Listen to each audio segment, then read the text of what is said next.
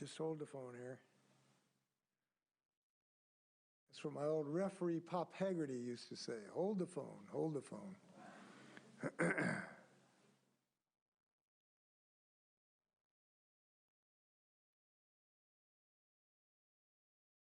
you ready, Mike? Yep. Good afternoon. It's really a beautiful day in the state of Washington. We have some good news, actually on a number of fronts. First off, we have good news that we are opening our schools for in-person instruction, and this is such good news for our students.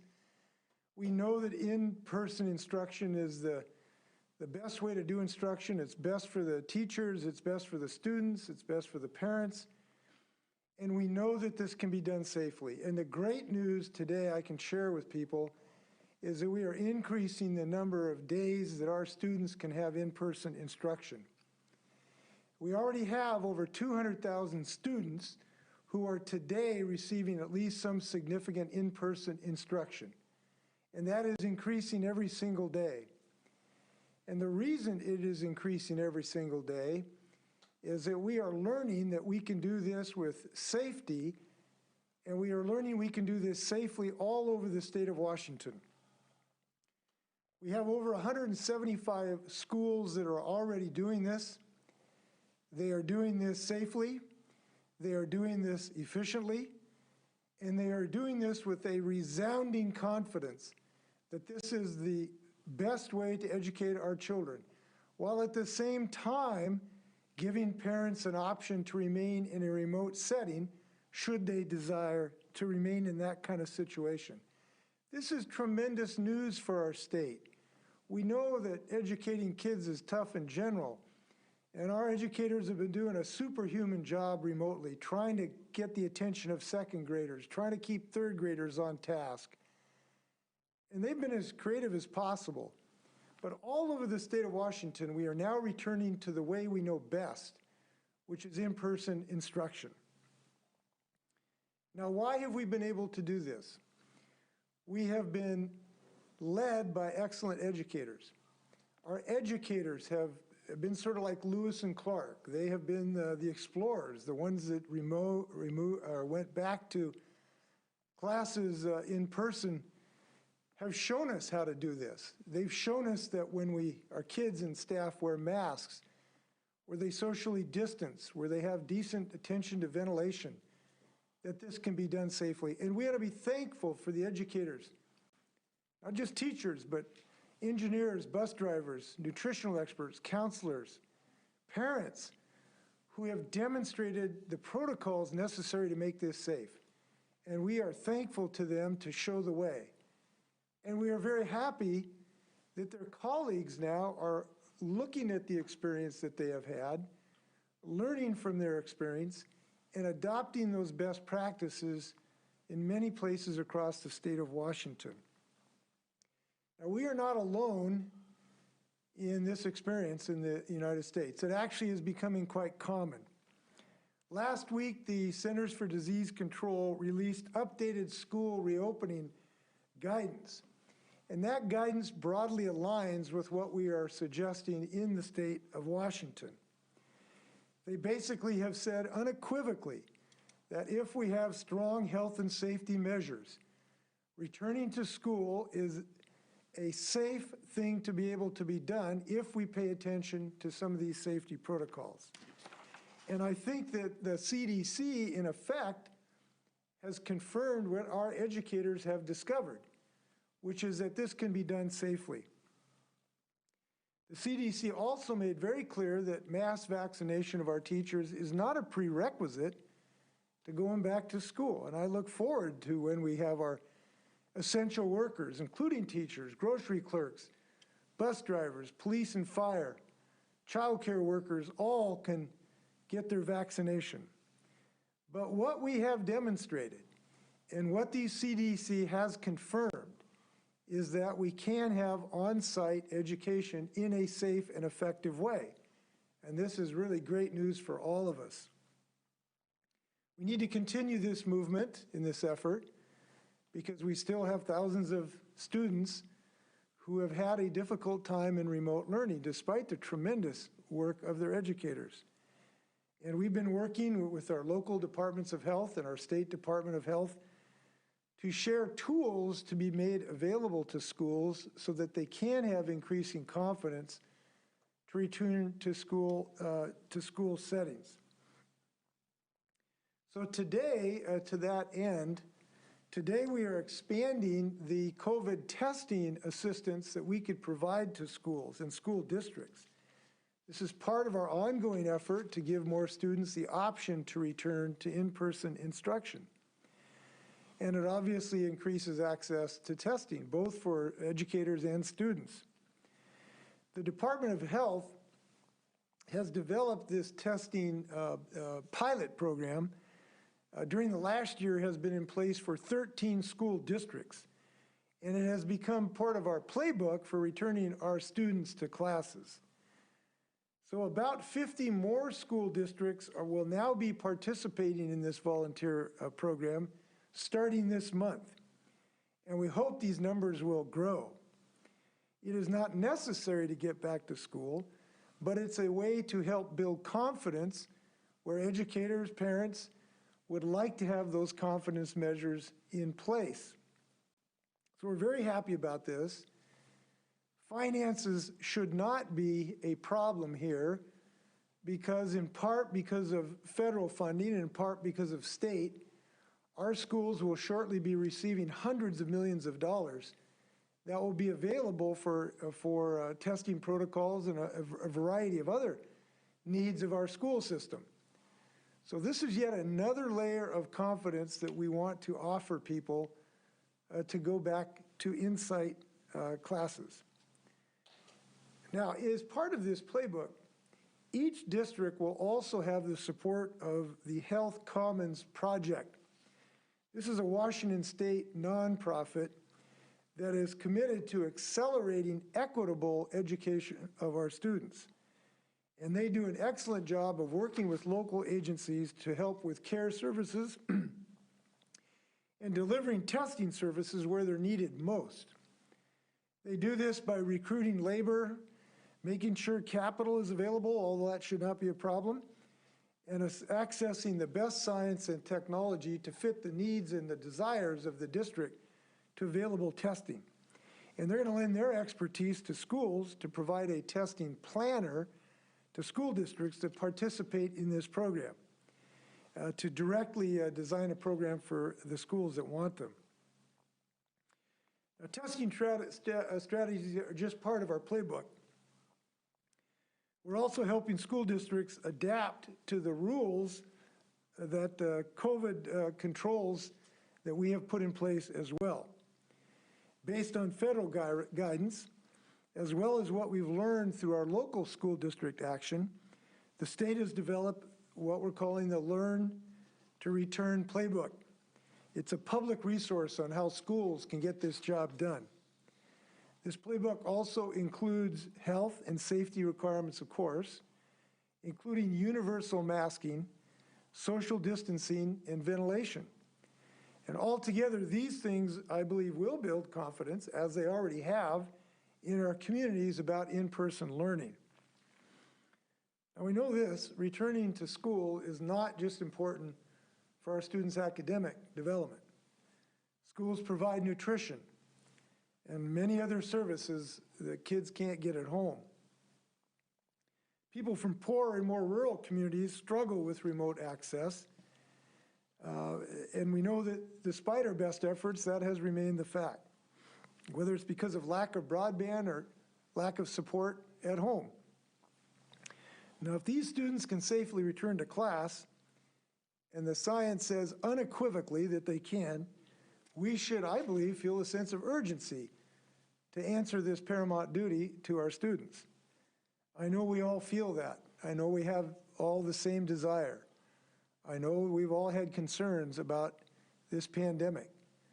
But now we have been armed with something very powerful, and that is knowledge and experience that we did not have a year ago.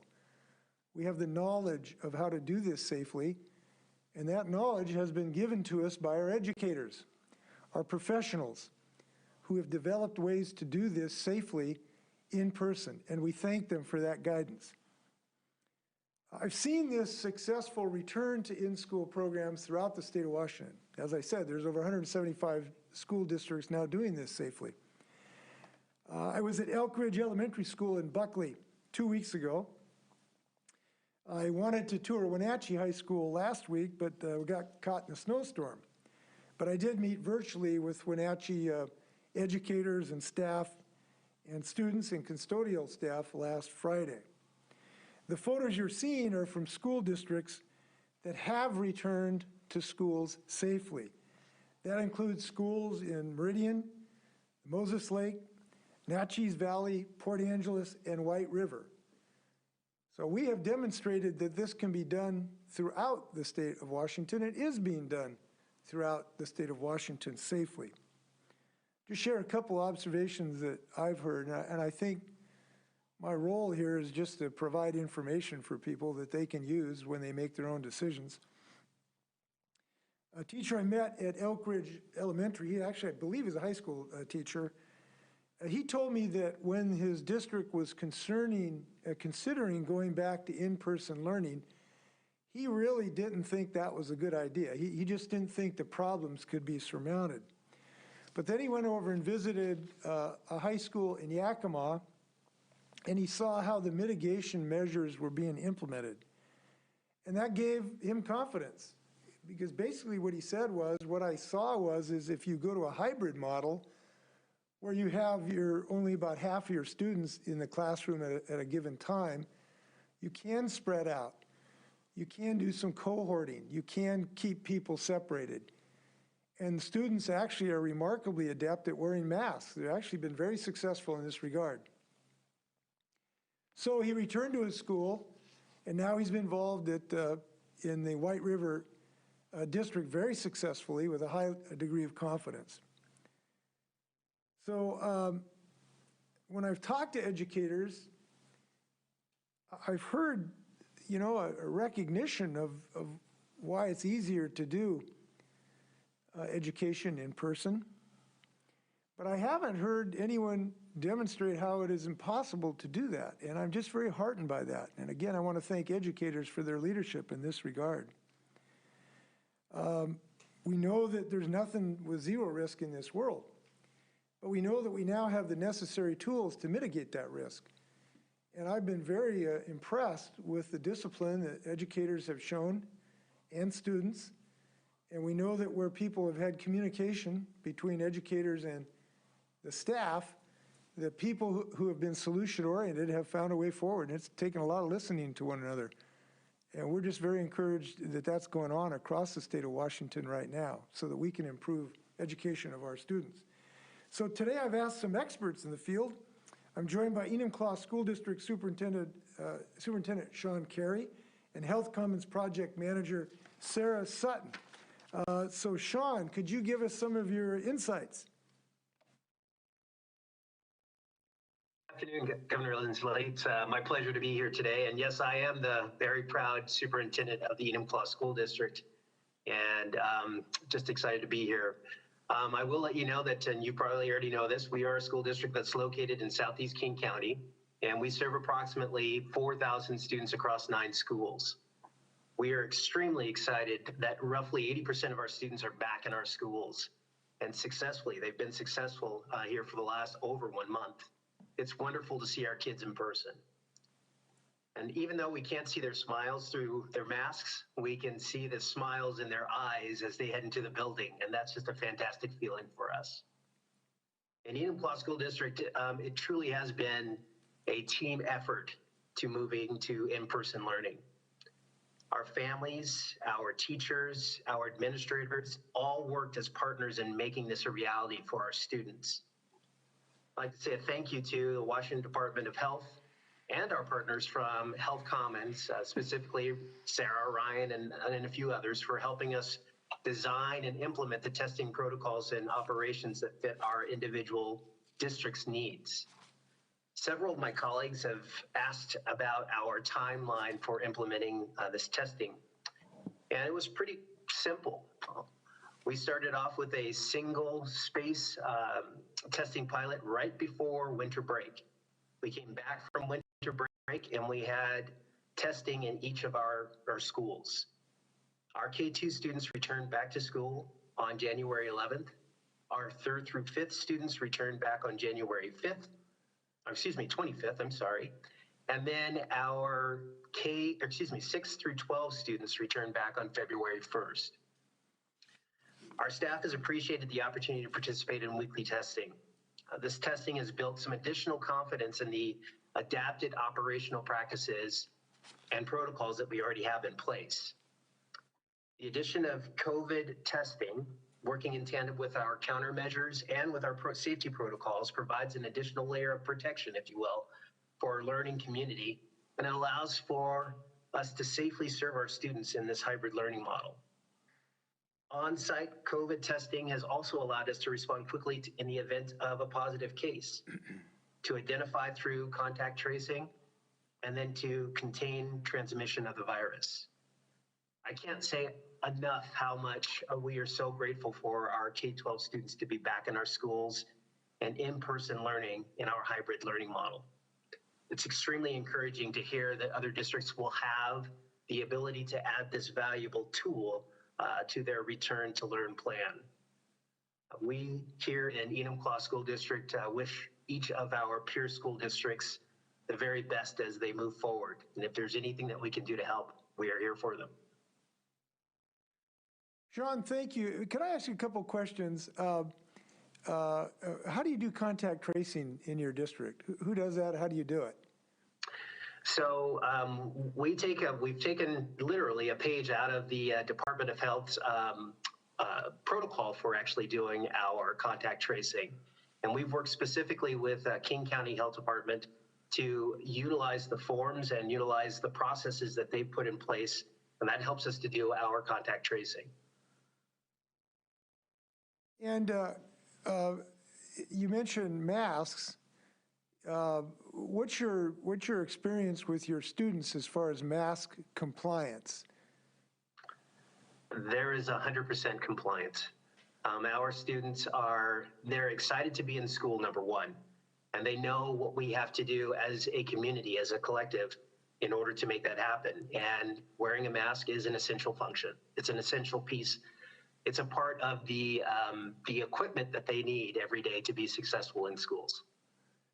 Well, I want to congratulate you, and I want to tell you I visited White River, and the White River High School mascot, of course, is the Hornets, and Enumclaw High School, their mascot is, of course, the Hornets, and those two high schools, you are rivals with each other, and I want to assure you that I am rooting for the Hornets in that rivalry game. So I'll be with you in spirit. And all right, go Hornets. Please thank your educators who've made this possible. We really appreciate their leadership and what they're doing. Oh, by the way, I want to ask you, so do you provide a remote option for your students? Absolutely. We've got roughly 20% of our students who are participating in a remote learning environment. And that's a decision by the parents, I would assume. Absolutely. And how has that worked as far as distribution of the staff? How have you been able to make that work? Well, it does take some innovation on our parts, and I can tell you that since the beginning of the pandemic, it's been all about innovation. We do have students at the elementary level that are served specifically by staff that are designated for remote learning. And then at the secondary level, we have students who are actually they're remoting in to the classroom. So they're actually participating on a Zoom basis. Well, thank you. I think this is an important aspect of this, to give people options. And to my knowledge, every district that has returned back to on-site instruction has provided that remote option, because there's quite a number of parents that would still prefer that option. So I'm glad that you and your colleagues have been able to work out that alternative. I think that's really, really helpful. Thanks, Sean. If you can stay with us, there's folks may want to ask you at the conclusion of this. Now we have Sarah Sutton from the Health Commons. Sarah. Hi, thank you, Governor Inslee, for having me today. It's my privilege to introduce you to Health Commons Project. and to explain our role in the Learn to Return testing program. Since the beginning of the pandemic, Health Commons has been supporting Washington communities in designing and implementing robust COVID-19 testing programs.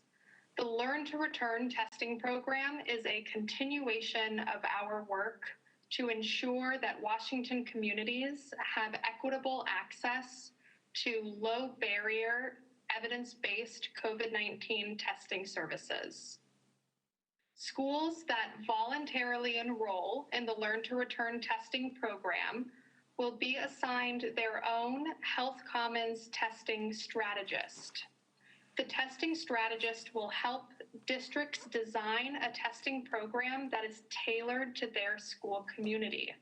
It's important to know that there is no one correct way to do COVID testing in schools.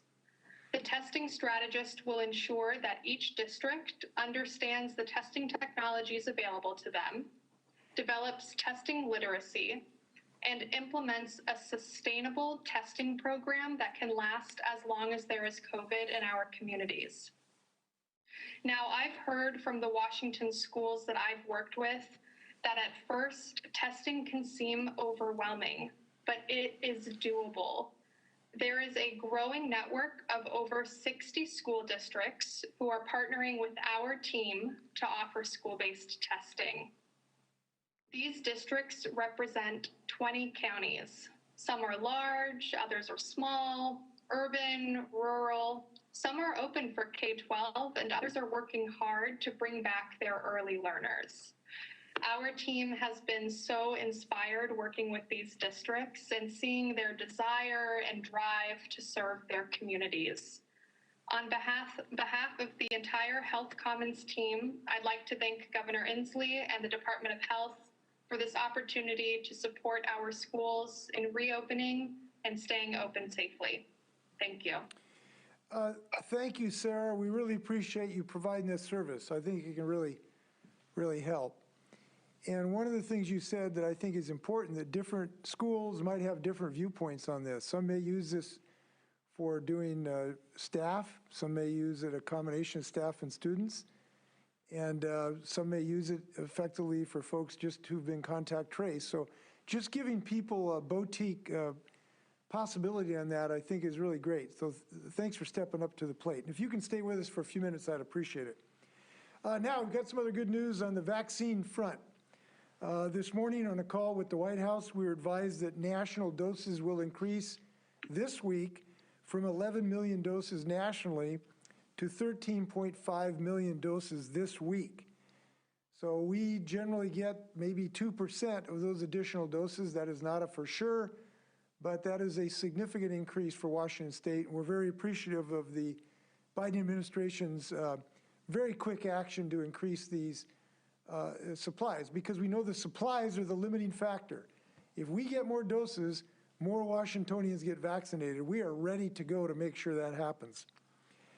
In addition, the administration has opened up a pharmacy channel of direct distribution from the federal government to pharmacies directly. That will increase from 1 million to 2 million doses a week through the pharmacy channel. We don't know the exact numbers of what that will mean for Washington, but it is not an insignificant bump that we now have been experiencing every week or two. This is really, really great news. And as you know, the administration has also purchased additional hundreds of millions that should be available later in the year. And of course, we're waiting with bated breath for the J&J potential clearance in the next few weeks as a possibility. We now have over 1 million vaccinations in Washington State. More than 245,000 Washingtonians have already been fully vaccinated. Each one of those is a blessing. And here's some good news too, because we have had a very rapid increase in acceleration in our rate of vaccinating Washingtonians. More than 81% of our supply is now in people's arms. We now rank 12th out of all the states. I want to repeat that. Washington State ranks 12th as far as the percentage of vaccines we have been given that actually are in people's arms. We're very proud of that achievement. Frankly, we started at a lower level. It's estimated, however, that there's another 700,000 Washingtonians who are eligible right now, and that's why we need more product. So the production and distribution of this will increase. Medical providers are improving their methods for scheduling people for both doses. And at the state level, we are moving forward with significant investments in outreach to communities to make sure that we have equitable distribution, including pop-up and mobile vaccine clinics. I talked about that a bit yesterday. About $15 million will be allocated to that effort. And as you know, we now are working with the All In Washington Philanthropic Group. That group has already raised $100 million during the crisis to serve communities in need, and we are hopeful of increasing their support in a partnership with the state of Washington. These are complementary to our goals. Update on some other big action in the legislature. I am really hopeful that the progress we're making towards a transportation package in the state are successful. This will support accomplishing multiple needs in the state of Washington. We need a package that prioritizes preserving the infrastructure we have, which has been in a declining state to some degree. We need to improve safety to reduce fatalities and injuries. We need to fund our legal obligations that we have that are significant. We need to reduce the pollution that causes climate change. We need to give people more options in their transportation opportunities. We are a growing state, and we have to look forward, and that includes a transportation package. Just a comment on what that entails, these things are not cheap. We need to invest more than $3 billion to remove fish passage barriers. This is not an option for legislators or the state. It is a binding requirement by court order, and we have to fulfill that, not just because of the court order, but because this is necessary if we're going to have salmon for our kids and grandkids to fish for and for orca to preserve their existence. We need more than $1 billion to replace the I-5 bridge over the Columbia River. That was built during the Woodrow Wilson administration, and we are very concerned about its structure. We need more funding to catch up for the backlog of our preservation projects as our payment deteriorates. And in order to continue our ferry service that we have today, we are going to have to replace 13 of our ferries over the next 20 years.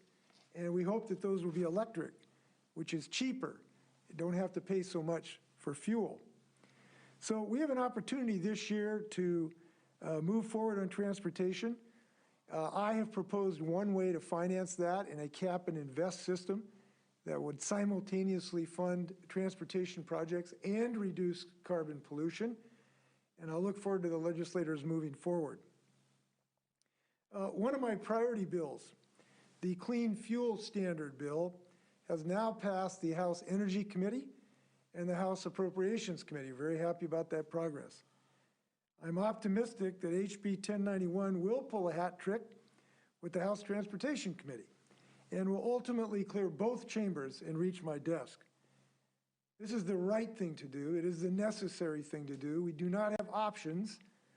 The climate change disaster that is unfolding does not permit further failure to pass this bill. A clean fuel standard will help reduce climate pollution from transportation. And that is our biggest source of climate change pollution. Now, when we reduce air pollution, and this is really important, this is not just an environmental bill. This is a health bill because it will reduce the pollution that is causing asthma in our children, that is causing respiratory problems in our older folks, that is causing cardiac problems. This is a health bill, and the health of Washingtonians depends on reducing the pollution that literally is killing them at times. We know that this is worse for people who live close to highways, where they breathe diesel smoke in their sleep and develop chronic problems. We need to reduce that toxicity. Washingtonians deserve this, and we're going to make sure that they get it this session. This is a very tried and true proposal. Right now, all up and down the West Coast, this is in place. In British Columbia and Oregon and California, the only place that we do not have this is the state of Washington. Our people deserve this healthy condition. So I'm looking forward to cleaner air, more energy choices for consumers, the freedom from oil monoliths that so far have shackled us to the pump, and ultimately less expensive transportation fuels. So I'm very excited about the progress that bill's making, and I'm looking forward to your questions. And by the way, feel free to ask our guests questions as well. Governor, Superintendent Carey and Sarah have had to hop off. Oh, no. Unfortunately, but Lacey is available. Okay, we have Lacey from Department of Health is available. Apparently they hopped off. They're educating students, which is good. Okay, with that, we can go to our first question, which will be Rachel LaCourte from AP. Go ahead, Rachel.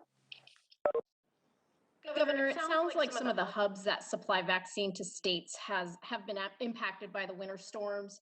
Have you or Department of Health been notified how that will affect supply here in Washington in the short term? Also, as it relates to the error that initially held South Central region back from phase 2, if the mistake of one facility can have such an impact on an entire region, doesn't that indicate a flaw with the current plan, and do you intend to make any changes? Lacey, do you want to address whether we have any delays because of the weather? Sure, yes. Thanks for the question, Rachel. We do have some shipping delays coming from the national distributors to our sites, and we did try to send out messaging to our providers and the public about that on Friday. So typically vaccine arrives to most providers on Monday. Due to winter weather across the country, not only here in Washington state, there were some delays. And so some of those vaccine clinics that were scheduled for today and tomorrow in particular probably got rescheduled. We are also aware there were some clinics here in Washington or mass vaccination sites that closed due to weather here in Washington state. And in those cases, the providers have tried to reschedule people for appointments this week. We are very happy that all of Washington state moved to phase 2 on the same day, and we succeeded in that forward step. We're very pleased by that. I think actually the system worked because the whole state moved forward on the same day, which was Valentine's Day. There was a brief interlude where one hospital out of, I don't know how many hospitals exactly we have, quite a few, that made an error, and that was fixed. The system worked. It worked because people went back and looked at their data, and I'm pleased that it worked. So no, I don't believe that's some systemic flaw. It's working, and people's lives are being saved. I want to reiterate this because I really don't think this story is told enough. What we're doing in Washington has had huge success. If you compare us to another state, let's take Arizona. They have a similar population. They have had 10,000 more deaths than we have. 10,000 people died, in part because they have not followed what we've done in the state of Washington. Our economy is doing relatively well compared to other states. We're moving back through these phases. We're getting a vaccine rolled out. We're 12th in the nation. I want to repeat that. We are 12th in the nation in the percentage of vaccine that has been administered, a story that has yet to be told. These things are working, and I think we ought to be pleased about them. We're returning to in-school instruction across the state of Washington. There's a lot of good news in this state. All right, up next, we'll go to Joe O'Sullivan with the Seattle Times. Go ahead, Joe. Governor, two-part question. Is Washington going to adjust to the way it assesses risk for schools based on the CDC's high-risk metric of 200 cases for 14 days, which is much higher than Washington's current standard? And I also wanted to ask you about the new proposed striking amendment to the capital gains tax in Senate Ways and Means today. It lowers the tax rate from to 7%, which is lower than what you wanted. and it splits that money into the education legacy account and into a new taxpayer relief account. Is that a proposal that you would support? So as far as your first question, no, we don't have current thinking to change our metrics. They're actually very consistent with the CDC. We think you can comply very easily. We're basically on the same page as the CDC, which is this: the fundamental message for the CDC, the fundamental message of their metrics, the fundamental message of our metrics is that you can go back to on-site learning with reasonable protocols of safety. That's the fundamental conclusion, and so we're very similar to the CDC. So it does not necessitate any changes in our metrics. And I'm pleased by that, frankly, because, you know, is our experience somehow an aberration that we can do this safely? We have 200,000 students doing this safely. I mean, do we think we just got lucky? No. This is the experience across the United States, where multiple scientific journals have confirmed that this is a relatively low-risk environment, and these risks can be mitigated by the safety protocols that we have embraced. There was one study out of Wisconsin that concluded there's actually less transmission that the kids have while they're in school than they have when they're not in school. It's actually safer for them to be in school than out of school. And there's multiple scientific studies that have confirmed this. So having the CDC guidance, which confirms our belief, was comforting, but we've already shown the way again because our educators have shown how to do this safely. I haven't seen what you're referring to on the capital gains, so I really can't comment on the amendment you're proposing. Or are they your report? Excuse me. Okay, up next, we'll go to Hannah Scott with Cairo Radio. Go ahead, Hannah. I'm wondering, do you feel like comfortable with all K-12 students going back to school right now? Is that where we are based on what you're seeing in the science, or is it a slower moving idea? Well, I think what we're finding is that many of the school districts have started with the younger students, and they have built confidence after they have brought some of their younger students back. And that has allowed them to develop the protocols, have educators be comfortable with them, iron out some of the details, and then move up through the higher grades. That has been a journey that has been successful in many, many places. I have seen multiple places where high schools have been safely conducted. Enumclaw is having a good experience. We were in White River the other day. I've spoken to Moses Lake folks all over the state. They are doing high schools safely. So I do believe that can be done. I will tell you maybe the acid test. And if I can, let me just share how I think about this. Obviously, I look at the scientific literature on a daily basis. Obviously, we listen to CDC. I listen to the stories across the state of Washington. But the way I kind of look at, like, how would I respond for a loved one? So I have 3 grandchildren in public school right now. I am thrilled that they have gone back to an in-school environment in the last couple of weeks. I would have absolutely no qualms of them going to a high school right now. I would feel it was much preferable to have them in person in a biology class rather than remotely.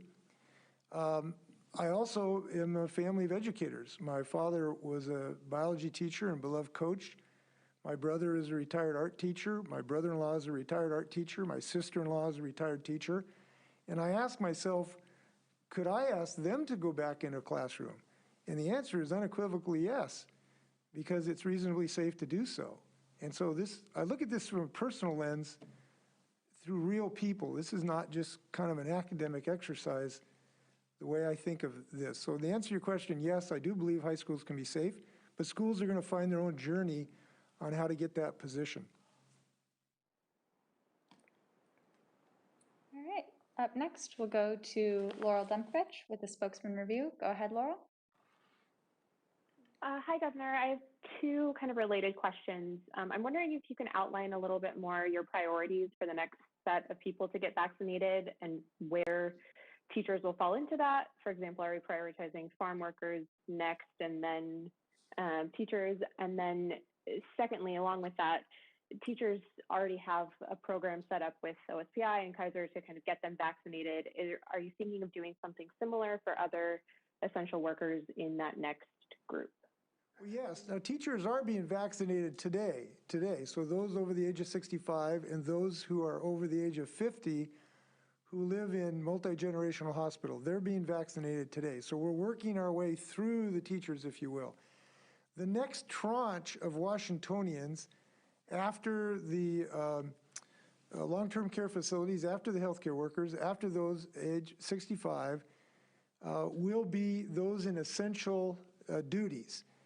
That includes educators, that includes food processing workers, that includes grocery store clerks, that includes bus drivers, that includes childcare workers. And so this group of people who are in these essential jobs will be the next tranche, starting with those who are over the age of 50, starting with those. We've also done a provision to make it efficient so that if a vaccination clinic goes out to a food processing plant, they would be eligible to vaccinate everyone at the food processing plant, even if they're not over 50. It just makes it much more efficient. The same is true for a school. And I know Kaiser has offered to have about 20 sites that would be open to educators, not exclusively, but would be open to educators as well. So that would be the next tranche. And again, I'm very pleased that we're getting increased access to more vaccines so we can move through this current phase as quickly as humanly possible. All right. Up next, we'll go to Sarah Gensler with McClatchy. Go ahead, Sarah. This is regarding the expansion of the testing in schools. I haven't yet seen a list of the districts that will be added to in the expansion. You said about 50, but so without having that sort of specific context, I'm wondering how those districts were chosen to participate. If there was some sort of qualifying characteristics, or if it was just sort of a volunteer group. Lacey? Yeah, thanks for the question. The districts volunteered. They wanted to do this as part of their efforts to bring more students back into classrooms, and the Department of Health and Health Commons are here to support them in those efforts. And so, you know, if there are additional districts out there that need this assistance, we stand ready to support them as well. I am very confident that if 100 school districts want to pursue this, that we'll find a way to help them. This is not a limitation, certainly not a financial limitation, because again, districts will be getting hundreds of millions of dollars in the upcoming days from both federal and state appropriations. So finances are not a problem. If this group of the Health Commons of assistance, I'm confident one way or another we'll be able to help districts that would like the assistance. I want to add something else too. It was suggested today another way we can help districts have more confidence to have a centralized additional data on our data dashboard showing infections as they happen in a school, to identify any infections that do happen in a school, to put that in a dashboard in the Department of Health. We are happy to do that. Moving in that direction, I believe. We have to check some federal law first, but we hope to provide that as well. All right. Up next, we'll go to Essex Porter with Cairo. Go ahead, Essex. Governor, when we heard from Republicans discussing their budget today, and let me paraphrase what they were saying, Representative Stokesbury said that because education is a paramount duty of the state, that you as governor have the constitutional authority and the duty to order schools to reopen. Why not act more affirmatively under that authority instead of asking for volunteers? Well, I believe that the good legislator is incorrect in his assessment, fundamentally. I know that's a rare event to say that, but it is the case.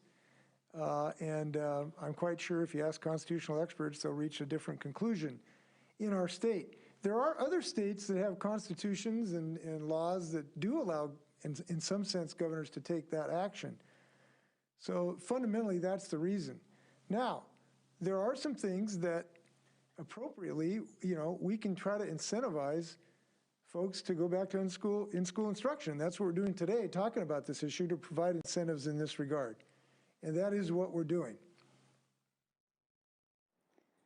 All right, we've got time for a couple more. Up next, we'll go to Jerry Cornfield with the Everett Herald. Go ahead, Jerry. By the way, I really appreciate it when the Republicans give me more authority than the state constitution allows. I find that an encouraging trend. I hope that it will continue. All right, go ahead, Jerry. Governor, I'd like to go back to your conversation about the transportation package. You laid out some of the elements.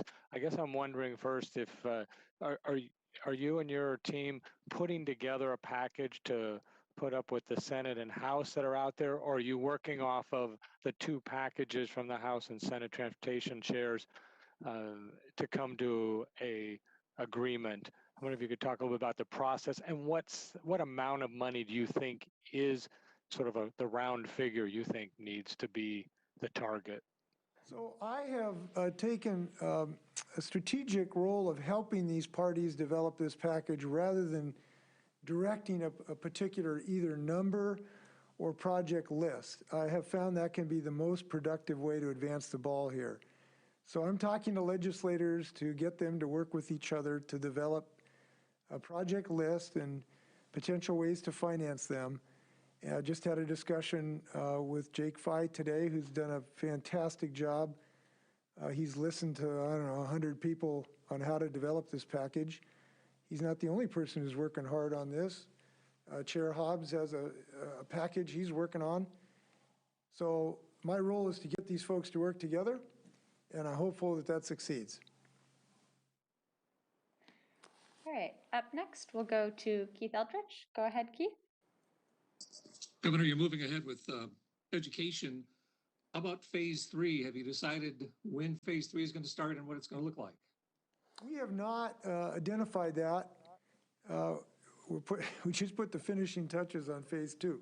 So no, we have not identified our next steps. I think that we will be looking at the science in the next immediate future as it develops, both as to how prevalent the new variants are, how the current favorable conditions are continuing over the next several weeks, whether they continue to develop, and we've been very pleased with the declining numbers, as you know. We also want to see some science on the effectiveness of the vaccines against these new variants. That science is very rapidly developing. There's some good news and some troubling news on that front. And so we're going to need to look at some of those things to figure out the next stage of this. But again, I'm very pleased that we've been able to have more business activity. By the way, that's not the only solution. We want to provide and have, through the bill we just completed, to help these businesses financially while we continue to move to more normalized growth. So I don't have any news for you today. All right, time for 2 more. Up next, we'll go to Mayor Kawash with KXLY. Go ahead, Mayor. Hey, Governor, we were hearing today that communication between the local health districts and the State Department of Health hasn't changed much over the last few weeks, despite the state now getting a 3-week supply info ahead of time. Any idea when the local health districts might find out further out when they're getting doses? Lacey, would you like to address that? Yeah, thanks, Mayor. We are actually in conversations with local public about building for them a longer-term framework for allocation. So we want that strong prediction for our local partners in public health as well as the healthcare system so that they can plan better and we can get more people vaccinated and they can see and hold when they're going to have clinics farther out. I just want to say that we want to do as well as we can on this, but we can only be as good as what the federal government tells us. So today we were just told there would be an expansion. That's really good news, but we don't know what the number or how that translates to our Washington number yet. And we have to get our orders in Thursday night. I think you can see the dilemma we face. So it's really great news that these things are changing for the good, but it creates a little bit of a difficulty for us giving more information to the local folks. Yeah, and just to reiterate, great. We all want the same thing here for the people of Washington. We want a more seamless registration process for people to sign up. We want our providers to have longer term and more sustainable supply of vaccine, and we want that as well. And we're all working towards those shared goals so that we get more people vaccinated, more people protected, and emerge through the pandemic soon.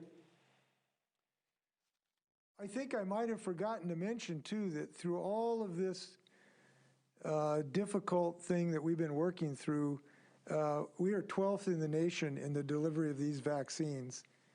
So we appreciate everybody working hard on this. All right, we've got time for one last question. We'll go to Robert Mittendorf with the Bellingham Herald. Go ahead, Robert. Hi, thank you, Governor. I think everyone in Whatcom County is wondering why we got no vaccine this week. Well, first off, well, anyway, let's address that. Thanks. I will check Whatcom County's specific numbers. I do want to make sure people are aware that we did have this week a prioritization of second doses. So, and we prioritize those over first doses due to some challenges that our providers were having following expansion of vaccination in mid-January. So last week we had orders for more than 170,000 second doses of vaccine, which was essentially most of our supply of first and second doses. So a very limited supply of first doses that went out this week from the state. And a focus on second doses. I also want to make sure people understand that the federal pharmacy program, which the governor mentioned, was started this week. And so there are some first doses available through that. I should note too that we try to keep things as geographically even as possible. And we look at that. We think we've been pretty successful, counties having realistic, fair allocations given their populations. So we are paying attention to that. And if anybody thinks it's seriously skewed, I know they're going to let Lacey know about that. Any closing remarks? No, again, this is a challenging time for us, as it has been for some time. But I really do believe this is a moment to look at what we are capable of doing in Washington State. And what we're capable of doing is opening our schools in a safe way by using the protocols that our brilliant educators have been able to develop. And I am encouraged that more and more communities and schools are using those tools to good effect, to tremendous benefit to our most precious assets, which are our children. That is just really heartening to me to see that progress we're making. I want to thank everyone who's been engaged in that effort. We're having significant improvement in our vaccine delivery system with all of the frustrations we have, and they are enormous. I know that Washingtonians, while they are searching for this vaccine, realize that the best solution to this is more vaccine, which is coming. And I appreciate that, and I'm very happy about that.